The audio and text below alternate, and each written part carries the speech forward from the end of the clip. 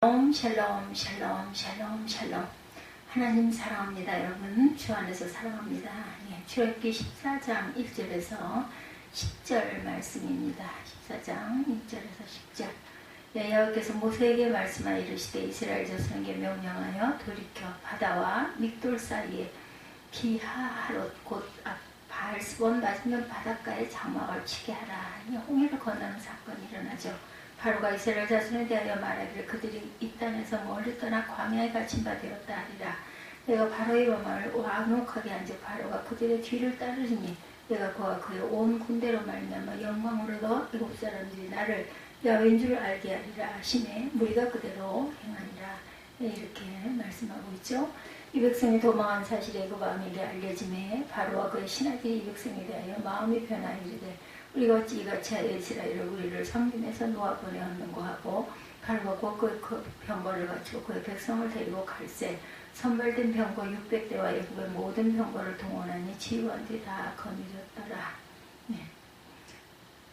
야훼께서 애굽 왕 바로의 마음을 완악하게 하셨으므로 그가 이스라엘 자손의 뒤를 따르니 이스라엘 자손이 담대히 나갔습니다. 애굽 사람들과 바로의 말병거들과 그 마병과 그 군대가 그들의 뒤를 따라 바알스본 맞은편 비하하롯 곁 해변 그들이 장막 친 데에 그치니라. 바로가 가까이 올 때 이스라엘 사람들이 눈을 들어 본즉 애굽 사람들이 자기를 뒤에 이른지라. 이스라엘 자손이 심히 두려워하여 야훼께 부르짖고 그들이 또 모세에게 이르되 애굽은 맺은 적이 없어 당신이 우리를 이끌어내어 이 광야에서 죽게 하느냐. 어찌하여 당신이 우리를 애굽에서 이끌어내어 우리에게 이같이 하느냐. 우리가 애굽에서 당신에게 이른 말이 이것이 아니냐. 이르기를 우리를 내버려두라. 우리가 애굽 사람을 섬길 것이라 하지 아니하더냐. 애굽 사람을 섬기는 것이 광야에서 죽는 것보다 낫노라. 모세가 백성에게 이르되 너희는 두려워하지 말고 가만히 있어서 야훼께서 오늘 너희를 위하여 행하시는 구원을 보라. 너희가 오늘 본 애굽 사람을 영원히 다시 보지 아니하리라. 여호와께서 너희를 위하여 싸우시되 너희는 가만히 있을지니라. 이스라엘 자손이 심히 두려워 야훼께 부르짖습니다. 그랬더니 모세가 가만히 있으라. 야훼께서 하신 일을 너희가 볼 것이다. 70명이었던 야곱의 자손들이 애굽의 고센 땅에 정착한 이후에 430년이 지나면서 200만 명이 넘는 폭발적인 인구를 경험하게 되죠. 성경의 기록에 의하면 남자 장정만 60만 명이 되었으니 아내와 자녀의 수를 합치면 200만 명이 넘는 어마어마한 숫자죠. 근데 430년을 사는 동안 요셉을 아는 그 바로가 있을 때 이스라엘 백성들이 비교적 평안하게 살았어요. 그를 모르는 바로가 등장하고 나서부터 애굽 사람들이 노예가 되어서 살게 되죠. 그들은 400년이 넘는 오랜 세월 동안 어려움을 겪게 됩니다. 이스라엘 백성들은 고통 중에 하나님께 부르짖었고 하나님은 모세를 세우시고 위대한 출애굽의 역사를 일으키시죠. 이스라엘 달력으로 1월 아비월이라 하는데 출애굽은 아비월 14일에 시작이 돼요. 정월 14일 바로는 장자와 애굽들의 첫째 아들을 모두 잃는 슬픔을 당하고 나서야 하나님께 항복하고 출애굽을 허락하게 되죠. 출애굽기 12장 37절에 이스라엘 자손이 라암새서 발행하여 숫곳에 이르니 이대에 보행하는 장정이 60만 가량이다 이렇게 얘기하고 있어요. 10장 37절에 이스라엘 백성들은 출애굽을 라암새서부터 시작을 합니다. 라암새스는 오늘날 이집트의 멤피스입니다. 그리고 그들이 도착한 곳은 숫곳이에요. 숫곳은 짐승의 우리라는 의미인데 숫곳에서 북동쪽으로 걸어가면 불과 10일도 걸리지 않는 가나안 땅과 아주 가까운 지역입니다. 신명기 1장 2절에 호렙산에서 세일산을 지나 가데스 바네아까지 10하루 길이었다 이렇게 기록되어 있습니다. 호렙에서 출발해서 11일이 걸렸다면 숫곳에서 출발했을 때 10일 내에 갈 수 있는 거리였음을 짐작을 하죠. 하나님은 이스라엘 백성을 지름길로 인도하시지 않습니다. 13장 17절에 바로가 백성을 보낸 후에 블레셋 사람의 땅의 길은 가까울지라도 하나님이 그들을 그 길로 인도하시지 아니하였다 이렇게 말씀하세요. 이는 하나님이 말씀하시기를 이 백성이 전쟁을 보면 뉘우쳐서 애굽으로 돌아갈까 했습니다. 북동쪽 길은 애굽의 요새들이 있고 블레셋 사람들의 거주지가 있었기 때문에 가는 도중에 전쟁을 치러야 가능성들이 많습니다. 하나님의 이스라엘 백성들의 전쟁을 보면 애굽으로 돌아가자고 할까봐 지름길로 인도하시지 않습니다. 원래는 숫곳에서 북쪽을 향해 가야 하는데 남쪽에 있는 에담으로 내려가요. 출애굽기 14장으로 본문 1, 2절에 보면 여호와께서 모세에게 말씀하시되 이스라엘 자손에게 명령하여 돌이켜 바다와 믹돌 사이에 비하 하롯 앞곧 바알스본 맞은편 바닷길에 장막을 치라. 바로가 이스라엘 자손에 대하여 말하기를 그들이 그 땅에서 멀리 떠나 광야에 갇힌 바 되었다 하리라. 예, 바다와 믹돌 사이에 바알스본 맞은편 바닷가로 가라는 것은 홍해 앞으로 가라는 것입니다. 아프리카 대륙과 시나이 반도 사이에 홍해가 있는데 지금은 홍해 끝자락에 빅토르라는 호수가 있어요. 원래는 호수가 아니었는데 물이 줄어서 호수가 됩니다. 빅토르 호수라는 지점, 거기 비하하롯이다. 비하하롯은 하토르 여신의 신전이라는 의미를 갖고 있습니다. 하토르 여신은 바로의 어머니에 해당하는 신이었어요. 이스라엘 백성들은 이곳에서 출애굽 이후 첫 번째 생존의 위기를 경험하게 되죠. 60만 명의 장정 노예를 잃고 여자까지 포함해서 총 200만 명이 넘는 엄청난 노동력을 잃어버린 바로가 특별병거 600여 대와 애굽의 모든 병거를 거느리고 이스라엘 백성들을 도로 잡기 위해서 추격해오고 있어요. 이스라엘 백성들은 바다와 믹돌 사이에 서 있습니다. 믹돌은 바이산이라는 의미입니다. 좌우에 바이산이 그들을 둘러싸고 있고 앞으로는 건널 수 없는 홍해가 있고 뒤에는 특별병거를 몰고 애굽의 군대가 쫓아오고 있어요. 어떻게 홍해로 가면 빠져 죽을 것이고 뒤로 돌아가면 그 군대에게 잡히게 되겠죠. 그러니까 동서남북 사방 어느 곳에도 어떻게 할 수가 없는 절대 절명의 위기, 이런 상황이 우연히 찾아온 것이 아니고 길을 잘못 들어온 것도 아닙니다. 하나님의 인도하심을 받고 오다가 이런 죽음의 위기를 맞게 되죠. 이런 상황이 되면 여러분은 어떻게 생각하시겠습니까? 이스라엘 백성들이 보인 반응과 모세가 보인 반응은 극명한 대비가 이루어집니다. 이렇게 어려운 상황, 생존의 위협을 느끼는 위기가 찾아왔을 때 어떤 반응을 보이는 것일까?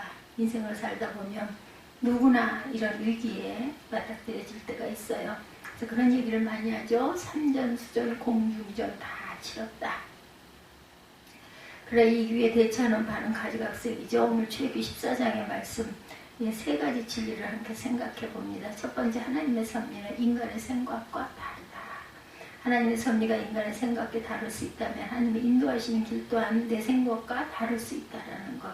그러므로 우리의 생각을 고집하고 밀어붙이는 것은 바람직하지가 않습니다. 하나님의 뜻을 거스를 수 있는 것, 하나님은 내 뜻과 너희 뜻이 다르다고 분명히 말씀하셨죠. 같을 수도 있지만 다를 수도 있다는 것. 하나님의 섭리는 하나님의 창조하신 피조물을 보존하시고 통치하시고 다스리시는 일, 이스라엘 백성이 홍해 앞으로 오게 된 것은 우연한 일이 아니었다.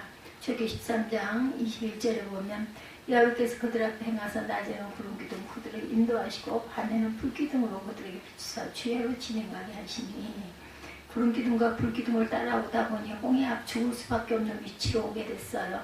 이는 하나님의 약속과 하나님의 섭리에 어긋나는 것처럼 보입니다. 출애굽기 6장 8절에 내가 아브라함과 이삭과 야곱에게 주기로 맹세한 땅으로 너희를 인도하고 그 땅을 너희에게 주어 기업을 삼게 하리라. 나는 야훼로다. 이렇게 말씀하셨는데, 하나님의 약속은 이스라엘 백성들에게 가나안 땅을 주시겠다고, 그러면 북동쪽으로 인도하셔야 맞는 건데 하나님의 약속과 섭리, 그 섭리가 완전히 어긋나는 것 같은 느낌. 성경에 하나님의 섭리와 관련된 대표적인 인물로 요셉을 꼽을 수가 있죠. 하나님이 요셉에게 너는 위대한 인물이 될 것이다. 해와 달과 11별이 네게 절원하게 될 것이다 라고 말씀하셨어요. 그러나 절은 고사하고 17세에 구덩이에 빠지고 노예로 잡혀가고 시위대장 보디발의 집에서 노예 생활을 하게 되고, 그뿐 아니라 보디발의 아내 때문에 모함을 당해 감옥에 갇힙니다. 요셉은 구덩이에서 노예에서 감옥으로 17세부터 30세까지 13년 동안 청춘을 허비하게 되죠. 해와 달과 11별이 절할 것이다 라는 하나님의 약속이 있었지만 현실은 노예와 옥소리로 전전긍긍하며 살게 됩니다. 하나님의 약속과 섭리가 어긋나는 것처럼 보이죠. 그러나 요셉의 삶은 그것이 끝이 아니었다. 우리는 성경을 통해서 요셉의 결국을 압니다. 나이 30세가 되었을 때 애굽 왕 바로를 만나 애굽의 총리가 되죠. 그토록 험난했던 요셉의 인생 여정이 총리가 될 수 있는 가장 빠른 지름길이었다는 것. 이스라엘 백성들의 북동쪽 지름길이 최상의 선택은 아니었습니다. 무엇이든지 지름길로만 가려다 보면 가진 위기를 만나게 되죠. 돈을 투자하는 것도 마찬가지입니다. 많은 이자를 준다는 것은 약정과 부당한 그 위험 부담이 있을 확률이 아주 높아요. 지름길이 항상 좋은 것은 아니라는 것이죠. 초등학교 1학년생이 갑자기 6학년이 되거나 중고등학교로 뛰어넘어 대학생활을 하게 된다면 그 인생을 바르게 살거나 올바른 인격을 소유할 확률이 매우 낮습니다. 무조건 빠른 것이 좋은 것은 아니죠. 비록 빠르게 자라지 못하더라도 학교를 다니는 것이 중요합니다. 그러므로 자녀들에게 출세를 강요하지 마시기 바랍니다. 예, 목회도 마찬가지죠. 조급한 마음으로 교회를 빨리 부흥시키려는 사람은 실수를 하는 경우가 많습니다. 목적지에 빨리 도착하는 것보다 중요한 것은 목적지를 가는 과정이라는 것. 천국에 가는 것이 중요하지만 천국에 가는 과정도 중요합니다. 하나님이 이 과정 가운데 우리에게 가르쳐 주실 것이 굉장히 많기 때문이죠. 그래서 하나님은 이스라엘 백성들을 지름길이 아닌 먼 길로 돌아가게 하셨어요. 그러면 하나님은 왜 이스라엘 백성을 홍해 앞으로 가게 하셨을까? 바로 아직 하나님을 대적하는 마음이 있었기 때문이죠. 애국 백성들과 바로는 장자를 잃은 재앙을 겪었어요. 그러면 하나님께 대항하지 말아야 하는데 바로는 아직도 내게는 막강한 군대가 있다라고 건방을 떨죠. 하나님 모세를 통해 내 백성을 가게 하라고 하셨을 때 여호와가 누구간데 그 말을 내가 듣겠냐? 나는 하나님을 모른다 이랬죠. 그래서 하나님 내가 어떤 존재인지 나의 능력을 보여주겠다. 그리고 버티고 서 있는 바로를 향해 너의 군대를 전멸시키리라고 말씀합니다. 이것이 이스라엘 백성들을 홍해로 인도하신 이유죠. 출애굽기 14장 2, 3절에 이스라엘 자손을 명하여 돌쳐서 바다 밑돌 사이 비하 히롯 앞 곧 바알스본 맞은편 바닷가에 장막을 치게 하라. 바로가 이스라엘 자손에 대하여 말하기를 그들이 그 땅에서 아득하여 광야에 갇힌 바 되었다 할지라. 바로는 이스라엘 백성들이 이 길을 잘못 들어 사방이 가로막힌 곳으로 갔기 때문에 쫓아가기만 하면 된다 이렇게 판단을 하죠. 바로의 판단이 상식적으로는 옳습니다. 빨리 가서 다시 잡아올 수 있는 것이라고 생각을 하나 바로의 군대를 유인하신 것은 하나님의 섭리였다. 홍해에 빠뜨려 죽이려고 유인하신 것이죠. 이스라엘 백성은 홍해 앞에 서 있고 바로의 군대도 홍해 가까이 이르렀어요. 그러나 이스라엘 백성들은 하나님의 계획을 알지 못하고 바로는 애국 군대의 승리를 확신합니다. 10가지 재앙에는 내가 속수무책으로 당했지만 이번에는 반드시 승리할 수 있다 이렇게 확신을 하죠. 그러나 바로는 이스라엘 백성들과 함께 하시는 야훼 하나님의 어떤 분이신지 고려하지 않았다. 우리가 하나님의 백성이지만 겉보기에는 약하고 초라하지만 모세가 역시 그 가진 것이 막대기 하나밖에 없죠. 그러나 하나님 자기 백성들과 함께 하셨기 때문에 바로가 이스라엘 백성들이 처한 상황을 계산했지만 하나님께 함께 하신다는 사실을 고려하지 못하죠. 당연히 그래서 홍해 앞으로 쫓아갑니다. 하나님의 섭리에 두 가지 반응이 일어납니다. 이스라엘 백성들의 일에 대해 이스라엘 백성들의 반응과 모세의 반응. 고린도후서 5장 7절에 이는 우리가 믿음으로 행하고 그는 모습하지 아니하미로다 기록되어 있습니다. 사람은 크게 두 가지 종류로 반응하죠. 보이는 것을 따라 반응하거나 믿음을 따라 행하는 것이죠. 세상 사람들은 모든 일을 오감으로 반응합니다. 눈으로 보는 것, 소리를 듣는 것, 냄새를 맡는 것, 음식을 맡는 것, 만져보는 것, 음식을 먹는 것. 사람들은 오감을 가지고 판단을 합니다. 이스라엘 백성들도 오감을 가지고 판단합니다. 출애굽기 14장 10절에 바로가 가까워 올 때 이스라엘 자손이 눈을 들어본즉 애국 사람들이 자기 뒤에 미친지라. 이스라엘 자손이 심히 두려워하여 야훼께 부르짖어 기도합니다. 시각을 가지고 판단하거나 좌우측에서 바위선이 보이고 앞에는 홍해가 보이고 뒤에는 애국의 군대가 쫓아오는 것이 보이니 스스로 살아날 방법이 없다고 생각이 들어요. 오감만 가지고 판단한 이스라엘 백성들은 두 가지로 두려워합니다. 바로가 가까이 올 때 이스라엘 자손들이 눈을 들어 본즉 애국 사람들이 자기 뒤에 미친지라. 이스라엘 자손이 심히 두려워하여 야훼께 부르짖고 오늘 보면 10절이죠. 하나님의 자녀들은 두려워할 필요가 없다. 아버지가 5살짜리 아들의 손을 잡고 걸어갑니다. 내 옆에 아들이 계속 아버지 걱정을 해요. 아버지 점심을 걸으실까봐 걱정입니다. 오늘 밤 잠자리가 없을까봐 걱정이 됩니다. 자동차 사고가 날까봐 걱정이 됩니다. 그럼 처음에는 괜찮아. 걱정하지 마라.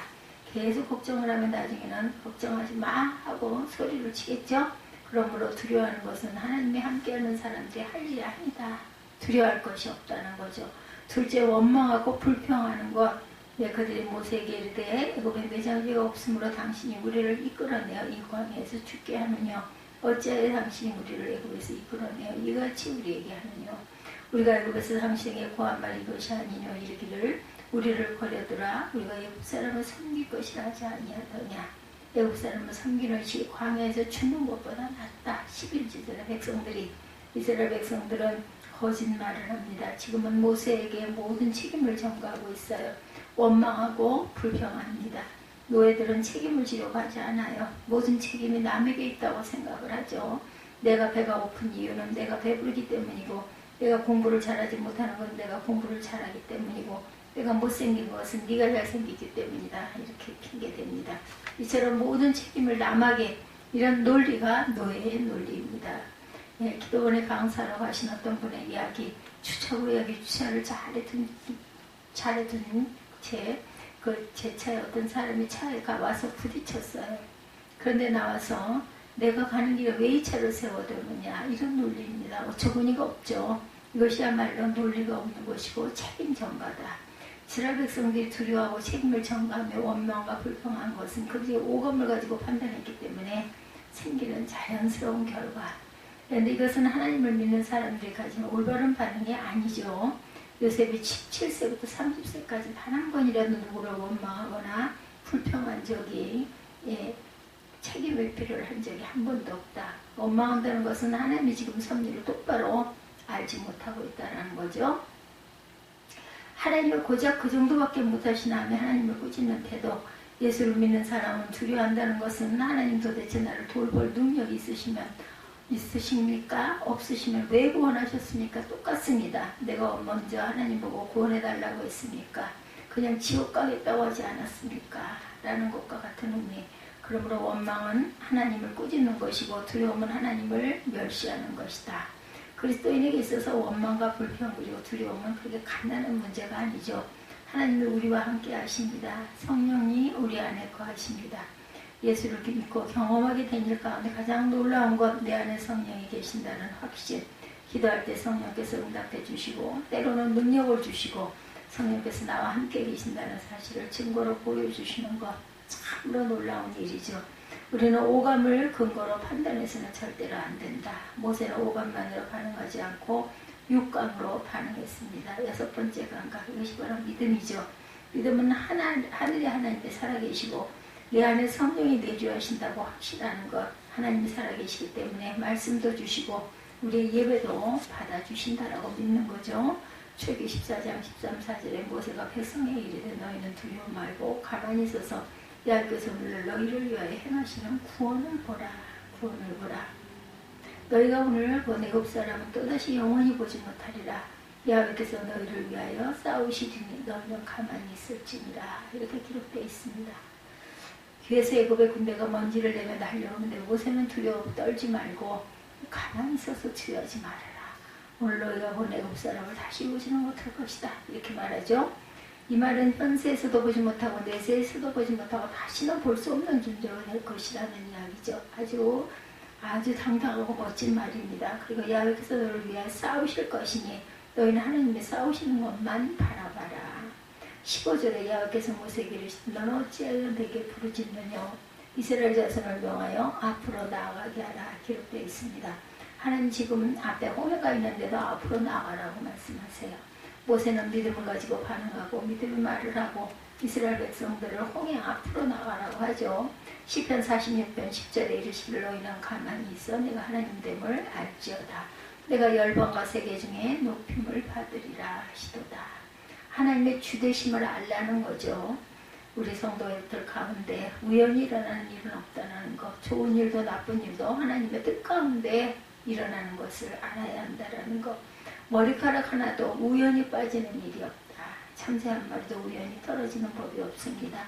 우리 생각에 참 고통스러운 일, 두려워할 만한 일, 낙심될 일이 있어도 모두 하나님의 섭리 가운데 행하시는 일이라고 믿으시기 바랍니다.